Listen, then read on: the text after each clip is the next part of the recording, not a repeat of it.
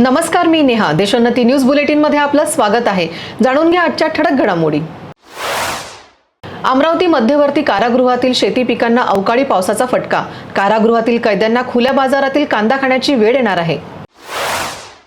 महाविकास आघाडीचे उमेदवार शाहू महाराज छत्रपती यांचा उमेदवारी अर्ज दाखल करण्यासाठी कोल्हापुरात हजारोंची गर्दी. वादळी वारा व अवकाळी पावसांचा आंबा बागायतदारांना फटका. आंबा बागायतदार हवालदिल. संजय राऊत हा पक्ष फोडण्याचे कॉन्ट्रॅक्ट घेणारा कॉन्ट्रॅक्टर आहे. शिवसेना प्रवक्ते संजय शिरसाट यांची खरमरीत टीका.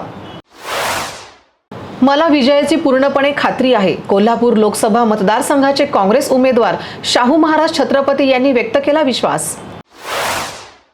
सलमान खानच्या घरावरील गोळीबार प्रकरणी 2 आरोपी मुंबई पोलिसांच्या ताब्यात. आरोपींना 10 दिवसांची पोलीस कोठडी. अमरावती आदिवासी समाज समन्वय समितीचा आदिवासी नेते वसंतराव पुरके यांच्या उपस्थितीत काँग्रेसला पाठिंबा. लोकसभा सार्वत्रिक निवडणूक 2024च्या अनुषंगाने अमरावती लोकसभा मतदारसंघातील मतदान केंद्रावरील सोयी सुविधांची पाहणी आज जिल्हाधिकारी सौरभ कटियार यांनी केली. मतदारांना विखे मान्य नसेल तर मोदींचे नाव सांगा. आमची दोघांची अडचण असेल तर तुतारी वाजवून टाका.